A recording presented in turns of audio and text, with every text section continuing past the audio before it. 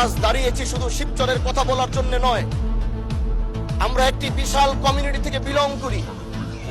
আমরা দেশ ও জাতির কণ্ঠ হয়ে কথা বলার জন্য জাতীয় সংসদে এসে দাঁড়িয়েছি।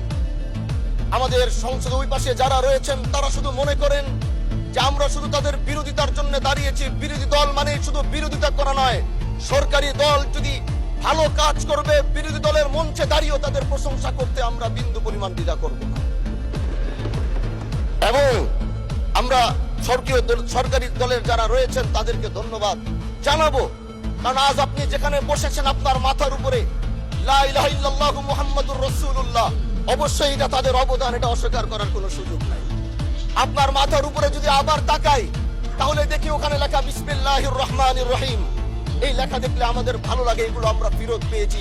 সরকারি দলের প্রশংসা যদি করতে হয় তাহলে আমরা এইভাবে করব। যখন তাদের প্রশংসা করা দরকার আমরা দাঁড়িয়ে প্রশংসা করব। যদি তাদের কোনো ভুল দিকে সেটা দাঁড়িয়েও এই বেঞ্চের থেকে আমরা তাদের প্রতিবাদ করব। এটাই আমাদের কাজ। মাননীয়, আজ দাঁড়িয়েছি, হয়তো আমার কথা অনেক লম্বা, আমি জানি না আপনি আমাকে সময় দিবেন কিনা, কিন্তু আমি বলতে চাই মাননীয় স্পিকার, আমরা যেই জায়গা থেকে দাঁড়িয়েছি বাংলার 30 থেকে 40 লক্ষ ওলামায়ে কেরাম আমাদের দিকে তাকিয়ে রয়েছে, কারণ তাদের কণ্ঠ, তাদের সে আওয়াজগুলো আমরা যেন জাতীয় সংসদ থেকে দিতে পারি। তার মধ্যে অন্যতম একটি হলো মা কানা মুহাম্মাদুন আবা আহাদিম মির রিজালিকুম ওয়ালাকির রাসূলুল্লাহি ওয়া খাতামান নাবিয়্যিন ওয়া কানা আল্লাহু বিকুল্লি শাইইন আলিমা। আপনি জানেন নবীর পরে আল্লাহ নবী হচ্ছে আমার ইমানের অংশ, আমার ইমানের পার্ট। তিনাকে ভালোবাসা, তিনার উপর ইমান, এটা আমার ইমানের অংশ। তিনি আমার শেষ নবী, যেটা কোরআন ঘোষণা দিয়েছে। নবীও বলেছে আনা খাতামুন নাবিয়্যিন লা নাবিয়্যা বাদি, আমি শেষ নবী, আমার পরে কোনো নবী আসবে না। কিন্তু মাননীয় স্পিকার, দুঃখের সাথে বলতে হয় বাংলাদেশের এরকম একটি পার্ট রয়েছে যেই পার্টের এক অংশ মানুষ তারা নবীকে অস্বীকার করে, তারা মুসলমান দাবি করে। এবং এই বিষয়ে অনেকেরই ধারণা আছে, তারা জানে এই আন্দোলন করতে গিয়ে অনেক মুসলমানকে রাস্তায় শহীদ হতে হয়েছে, আন্দোলন করতে হয়েছে। স্বাধীনতার পর থেকে আজও সে আন্দোলন চলছে, কিন্তু আজও পর্যন্ত সেটা পাইনি। আমি মাননীয় প্রধানমন্ত্রীকে বলবো, আপনি বাংলাদেশে একটি ইতিহাস রচনা করে যাবেন।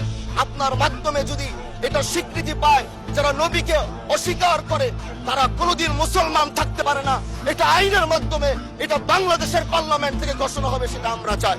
মাননীয় স্পিকার, আরেকটি কথা, আপনি জানেন আমরা আমাদের নবীকে সবচেয়ে বেশি ভালোবাসি, যিনি আখিরি নবী, যাকে বলা হয়েছে ওয়ামা আরসালনাকা ইল্লা রাহমাতাল লিল আলামিন।